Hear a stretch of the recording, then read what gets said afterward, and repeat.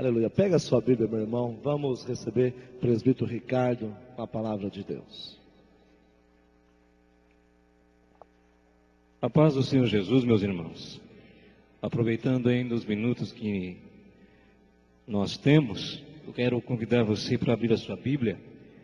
No Evangelho de Jesus, segundo escreveu Mateus, no capítulo 16, versículos 13 a seguir.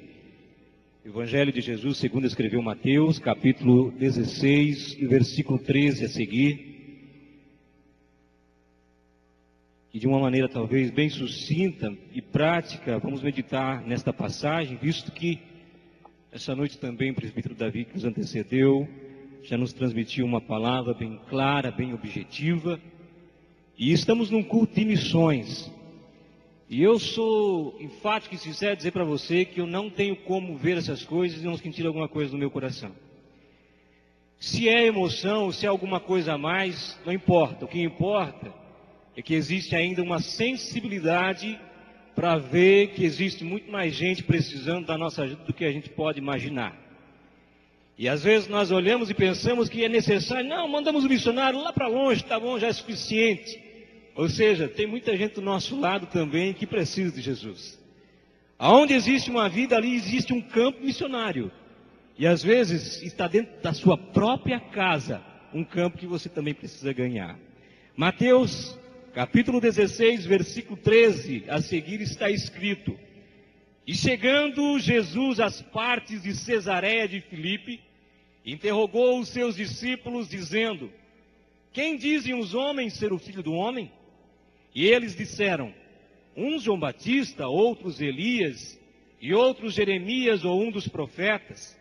E disse-lhe eles: E vós, quem dizeis que eu sou? E Simão Pedro respondendo disse: Tu és o Cristo, o Filho do Deus vivo. E Jesus respondendo disse: Bem-aventurado és tu, Simão Barjonas, porque não foi a carne e sangue quem te revelou, mas meu Pai que está nos céus. Amém? Sente-se, por favor, muito obrigado, no nome do Senhor Jesus Cristo. Glória a Deus. Meus irmãos, esse capítulo 16 do Evangelho de Mateus, que trata da confissão de Pedro, e que todos nós que lemos as Sagradas Escrituras conhecemos muito bem, aonde Jesus aborda a mensagem da qual ele disse que ele é a pedra fundamental, da qual está fundada a igreja, de forma que a igreja jamais seria derrotada, nem sequer mesmo pelas portas do inferno. Passariam o tempo, os anos, os séculos, ela enfrentaria dificuldades, apostasias e uma série de circunstâncias adversas. Mas ela se manteria de pé porque o alicerce é inabalável. E este alicerce é o nosso Senhor e Salvador Jesus Cristo. Por isso que esta obra não desfalece, não morre, não cai. Algumas pessoas podem tirar da sua denominação, da sua ideia, a mentalidade de que enviar missionários, fazer missões, investir dinheiro em cima disso é bobagem. Mas não. Isso está ligado ao que Jesus falou logo no encerrado capítulo 28 de Mateus, quando ele disse: Ide, fazei discípulos, ensinando a guardar todas as coisas que eu vos tenho dito. Ou seja, ele mandou ir, ensinar e guardar todas as coisas que ele tinha ensinado aos seus discípulos. E os discípulos que Jesus chamou eram 12. E esses 12, Jesus orou uma noite toda para que fossem escolhidos para serem chamados de seus discípulos. E se você olha para as Sagradas Escrituras e analisa a vida desses homens, você percebe que eram homens que eram cheios de defeitos. Tinham mais defeitos do que qualidades ou virtudes, se pudéssemos apontar. Há quem diga que era a corja da sociedade, pessoas que ninguém dava valor. E de fato, um deles era Zelote, um revolucionário, alguém que, se possível, puxava da espada e matava um. O outro era publicano, ou seja, cobrador de impostos. Mas que Jesus olhou para ele e viu na vida dele um potencial a tal ponto que Jesus disse só uma palavra, e esta única palavra foi suficiente para mudar a sua vida. Eu estou falando de Mateus. Quando Jesus olha nos olhos dele e diz: segue-me. E somente esta palavra foi suficiente para mudar toda a vida de Mateus, a ponto de uma felicidade entrar no seu coração e ele reunir pessoas na sua casa para ter um momento especial com Jesus. Por que isso? Porque quem conhece Jesus, mesmo se quer uma única palavra, ele entende que os céus se abriram sobre a sua vida e ele não pode ser egoísta de não passar o que recebeu para as pessoas que estão ao seu redor. Se não tivermos a intenção de povoarmos os céus, não perca o seu tempo com outra coisa então. Porque os céus estão esperando milhares e centenas de pessoas a todo instante. E a mensagem de arrependimento precisa ser pregada a todo tempo e fora de tempo. Nós vivemos no nosso comodismo, muitas vezes, na nossa circunstância muito bem confortável, mas a verdade é que quando nós nos deparamos com essa realidade, a nossa consciência reflete a pensar: quem é Jesus para mim?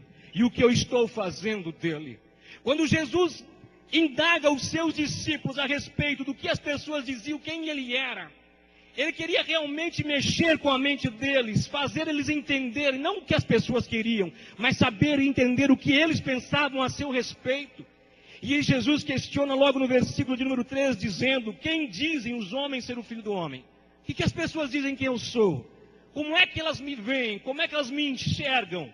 E aí os discípulos começam a dizer um após o outro: olha Jesus, uns dizem que tu és João Batista, outros dizem que tu és Elias, outros dizem que tu és Jeremias ou um dos profetas. Exatamente isso que acontece. As pessoas estão procurando saber quem é Jesus. Mas a nossa realidade, existe uma época em que Jesus não é um modelo para muitas pessoas, mas um molde a qual elas comparam, querendo adaptar às suas necessidades. E aí então eles comparam Jesus com João Batista. Por quê? Porque João Batista pregava uma mensagem de arrependimento e Jesus também pregava esta mensagem. Elias também, de qual forma, era um homem de Deus, profeta do Senhor, e os seus juízos eram verdadeiros, e a mensagem de Jesus também mexia com o coração das pessoas.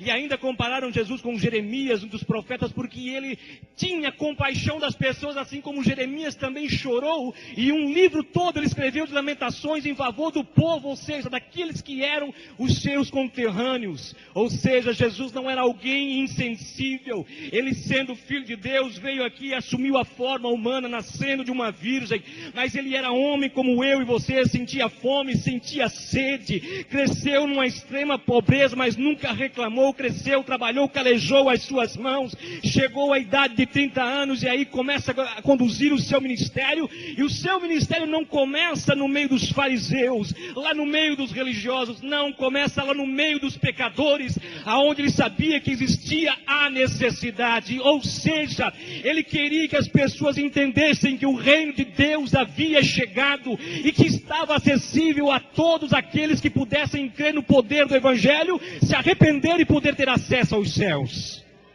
Os céus não são para uma minoria, mas para todos aqueles que conscientemente creem em Jesus e dizem: Senhor, eu estou cheio de pecados, mas salva minha alma, muda minha vida, minha história, e escreve o meu nome no livro da vida. Não existe idade nem tamanho para que a mensagem do Evangelho e o poder do Evangelho transmitam arrependimento a um coração de uma pessoa. No mês passado, nesse mesmo culto de missões, eu frisei algo aqui em você ter um missionário dentro da sua casa.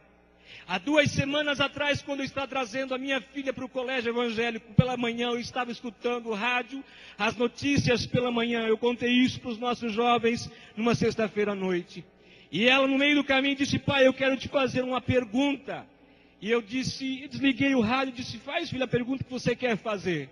E ela, bem enfática, disse assim para mim: pai, o que é que eu preciso fazer para poder me arrepender dos meus pecados? Eu me assustei, fiquei assustado com uma pergunta de uma criança de 8 anos. E aí eu não entendi, eu disse: mas peraí, para que você quer saber? Onde é que você quer chegar? E ela foi bem enfática quando ela repetiu e disse: porque eu quero me arrepender dos meus pecados. O poder do Evangelho, ele chega em qualquer um que abre o seu coração para crer. E se Deus conduziu o coração dessa criança para compreender que precisa se arrepender dos seus pecados, isso faz ideia, nos deixa claro que Deus está acessível a todos em todo tempo e em qualquer lugar. Ou seja, quem sou eu para você? Não é aquilo que eu sou na igreja que vai fazer a diferença para minha filha, mas aquilo que ela vai compreender quem é Jesus a respeito da salvação e do plano que existe na vida dela, assim como tem também na sua vida. E vós, quem dizeis que eu sou? Jesus pergunta aos seus discípulos. E eu pergunto para você, quem é Jesus para você? E aí eu tenho certeza que muita gente vai dizer assim, Jesus é tudo para mim. Jesus é meu Senhor, Jesus é meu Salvador. Mas se a pergunta fosse o inverso, quem é você para Jesus?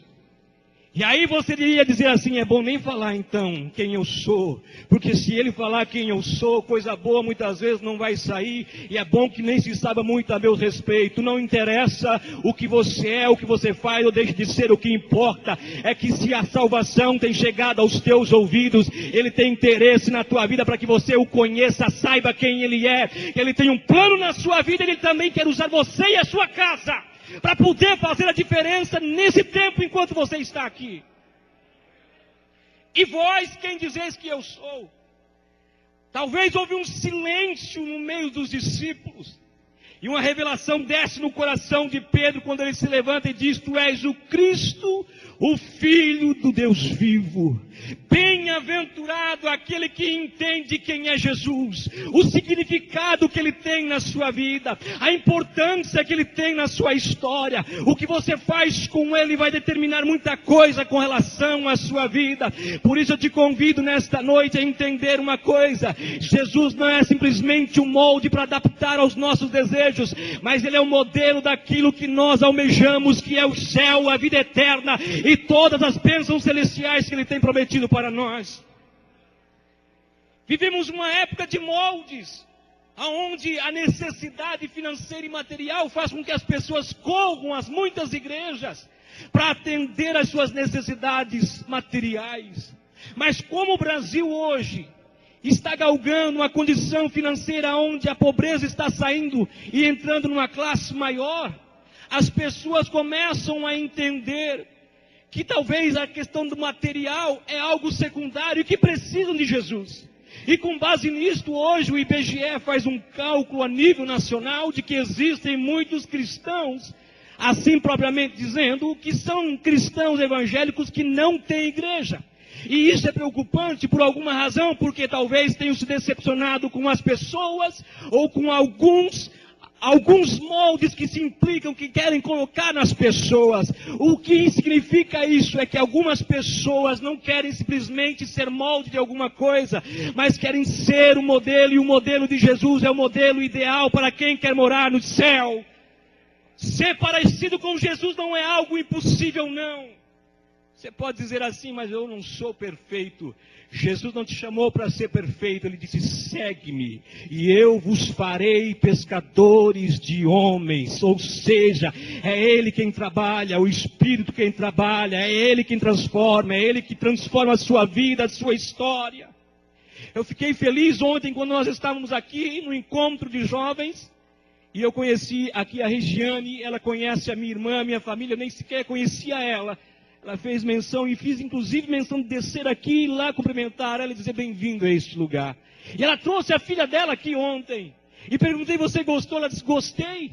Ou seja, ela já vem aqui, vem conhecendo a palavra de Deus. Ela disse, eu quero que a minha filha conheça, que ela também esteja envolvida. Ou seja, quando as pessoas ouvem falar de Jesus, também querem que elas fiquem parecidas com Ele. Ou seja, não é só a necessidade material que vai satisfazer, porque tudo isso aqui vai acabar, mas a necessidade de uma vida eterna e de saber de que Jesus é tudo o que nós precisamos para chegar até os céus. Eu quero te convidar a ficar em pé, eu não quero ser. Aleluia. E vós, quem dizeis que eu sou? Quem é Jesus para você? Se Jesus é tudo na sua vida e você faria qualquer coisa por Jesus, Então é preciso fazer alguma coisa que demonstre isso.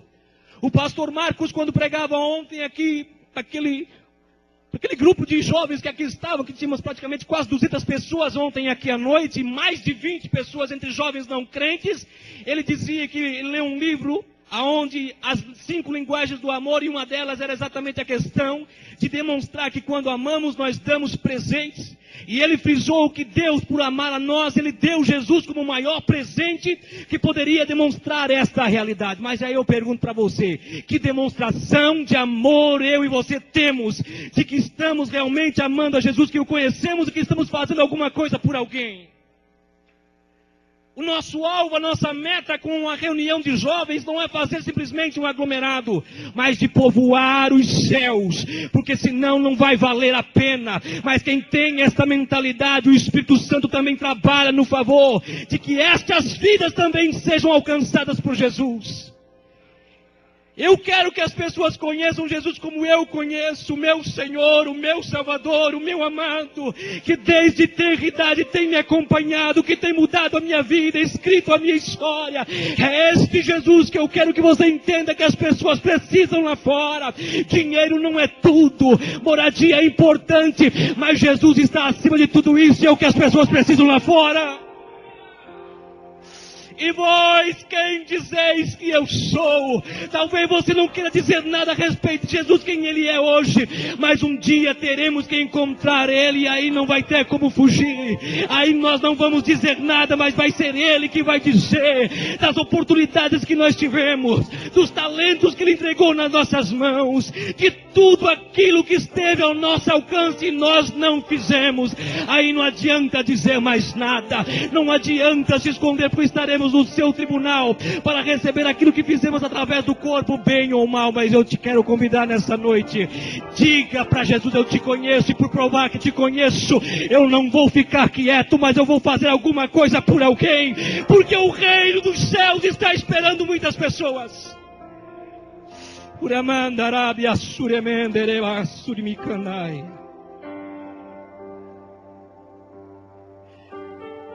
Aleluia!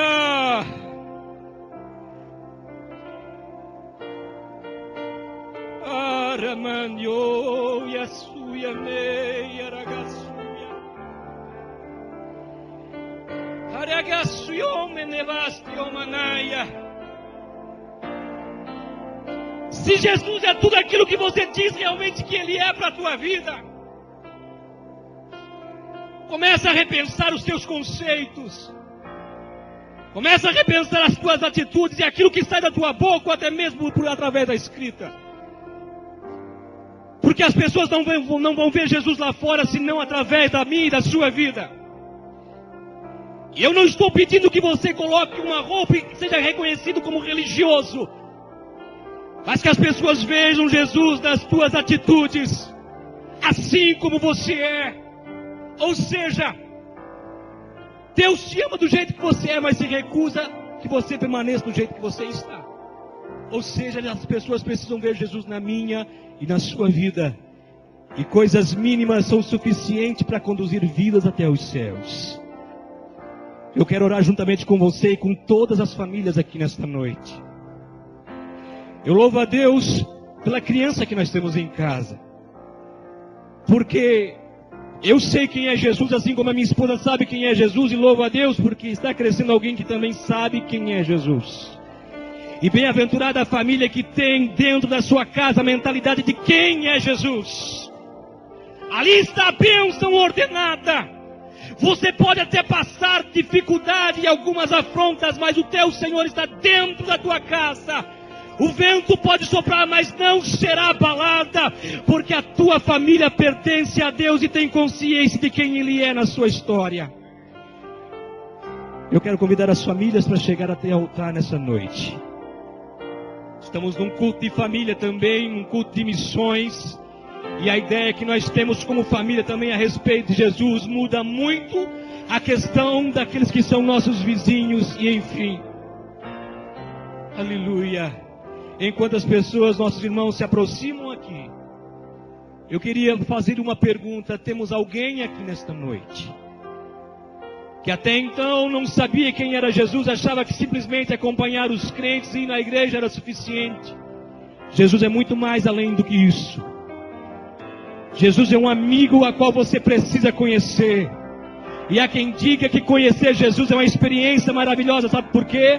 Você ganha um pai, um Deus e um amigo ao mesmo tempo. Melhor do que isto, só vendo Ele face a face lá nos céus. E essa oportunidade você vai ter, se você entender essa realidade. Temos alguém aqui nesta noite que quer entregar a sua vida para Jesus? Se tiver, eu gostaria que você desse um sinal com a sua mão aqui, para testemunhar de que realmente quer conhecer e estar com Jesus. Eu gostaria de pedir aqui que a senhora Regiane com seu filho chegasse até mais aqui à frente, por gentileza, vem cá, para nós orarmos também por você. Glória a Deus, aleluia. Eu não sei se você já se decidiu ou está se aproximando para ouvir, mas como é nossa responsabilidade como servo de Deus, eu queria lhe perguntar de todo o coração, se você não gostaria de entregar a sua vida para Jesus e deixar todo o seu lar nas mãos de Jesus. Não é adaptar uma religião, nem tampouco ser cristão, ser crente, mas ter Jesus na história para perdoar os pecados, mudar a vida, e aí você poder entender o quão bom é poder estar diante da sua presença. Se você concorda com isso, e se for de coração, você pode levantar a sua mão e dizer amém, eu quero. Quer levar Jesus? Amém? Glória a Deus. Nós vamos orar por você. Talvez, a princípio parece uma coisa assim tão complicada, tão difícil, mas se você é de coração, já veio buscar a palavra, é porque Deus tem um plano na sua vida, na sua família. E Deus não faz as coisas senão com um propósito para cada um de nós. Feche os teus olhos, irmãos, em nome de Jesus. Senhor, Tu és o nosso modelo, Senhor, daquilo que nós precisamos, tanto para viver como para nos espelhar. A nossa família, Senhor, a nossa história é conduzida pela Tua palavra e por tudo aquilo que o Senhor tem nos orientado através dela, através dos nossos líderes, conforme a sã doutrina, Senhor. Pai Celestial, eu sei que vivemos em tempos em que as circunstâncias levam as pessoas a buscar moldes para adaptar às suas necessidades, mas eu sei que Tu não és nenhum analgésico, nenhuma coisa, Senhor, similar, mas Tu és a cura, Tu és o remédio, Tu és a solução para as famílias, Pai. É por isso que pregamos o Teu nome, a Tua morte, a Tua ressurreição, porque em Ti está toda a autoridade nos céus e na terra e debaixo da terra, e não há enfermidade, não há demônio que possa resistir o poder da Tua autoridade, Senhor. Então somente nos orientaste para que fôssemos as pessoas e pregássemos o Evangelho, ensinando-as a guardar, Pai, todas as coisas que Tu nos tinha ensinado. Existem famílias aqui nesta noite, Senhor, que com certeza não querem a Ti simplesmente para ter simplesmente algo que possa amenizar, Senhor, a sua situação financeira. Não, Pai, eu sei que famílias estão aqui porque Te amam, porque querem um Deus, um Pai, um amigo nas suas casas, na sua história, Pai. Por isso trabalhe em favor destas vidas, trabalhe em favor, Senhor, desta geração, destas famílias, Senhor, agindo, Senhor, na necessidade, Te revelando como um Deus presente, um Senhor de todas as causas. Pai, em nome de Jesus Cristo, opera em favor da vida dos Teus filhos. Em nome de Jesus Cristo, encerro aqui a minha oração, assim com os Teus filhos, abençoando o Teu povo, em nome de Jesus, em nome de Jesus. Glorifique o Senhor nessa noite. Dá-me um coração igual ao Teu, meu mestre. Dá-me um coração igual ao Teu coração. Fica aqui, meu irmão, fica aqui mais um pouquinho. Nós já vamos servir aqui na frente. Dá-me um coração igual ao Teu, dá-me um coração igual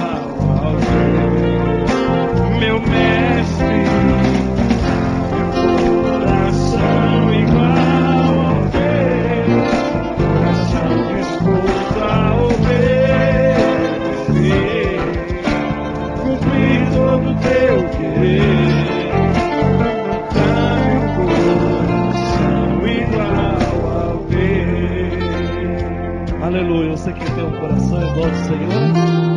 Aleluia. Jesus está dando nessa noite. Louvado o Senhor. Ficamos em pé, nós já vamos fazer mais uma oração. Estaremos terminando o nosso culto abençoado pelo Senhor Jesus. Antes, porém, meus irmãos, queremos avisar que os irmãos que não tiveram oportunidade de tomar a ceia na terça-feira, por motivo de estudo, motivo de trabalho, nós vamos estar servindo a ceia aqui no auditório ao lado. Quero pedir aos presbíteros, o presbítero Jorge Rabelo pode estar fazendo a ceia do Senhor ali ao lado, juntamente com os outros obreiros.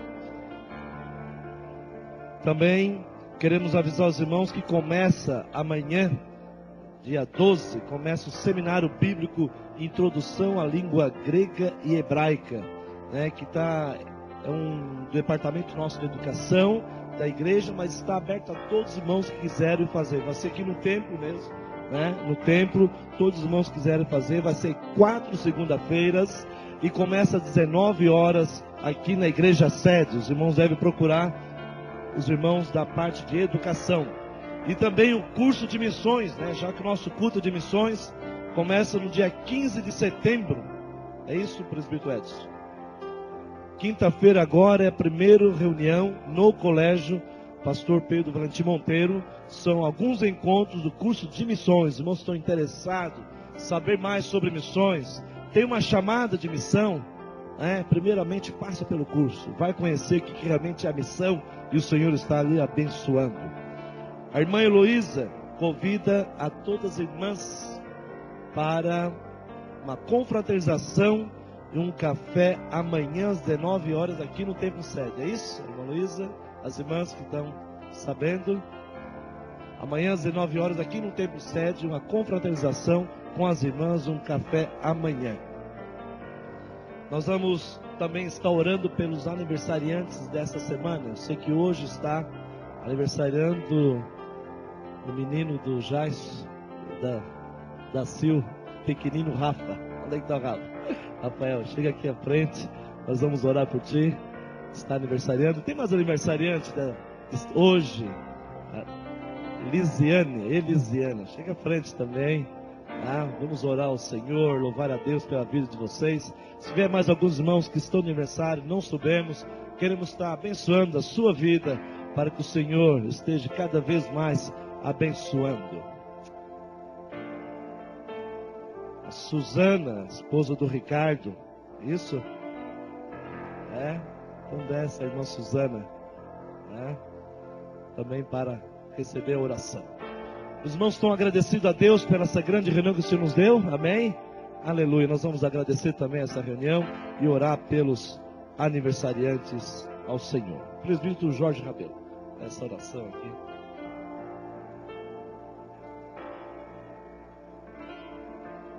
Vamos orar? Pai eterno, Deus da glória, somos gratos a Ti por tudo que fizeste para nós nesta noite, pela palavra que foram pregada, pelos hinos, ó Deus eterno, pela presença do Teu Espírito Santo em nossas vidas, Senhor. Pai eterno, agora está aqui na Tua presença, esses Teus filhos que estão completando mais uma data natalícia. Nós te pedimos a Tua bênção, Pai. Estende as Tuas boas mãos para cada um, dando as bênçãos do céu, porque somente Tu pode guardar eles, usar nas Tuas mãos, Senhor, em todos os dias que eles viver nesta terra, Pai. Ajuda eles, porque eles precisam da Tua bondade, da Tua misericórdia, e em nome do Teu Filho Jesus, Pai, nós assim Te agradecemos. Amém. Aleluia. Que a graça do Senhor Jesus Cristo e a consolação do Espírito Santo seja com todos. Amém. Fazendo missão até o fim. Estamos despedidos em nome de Jesus.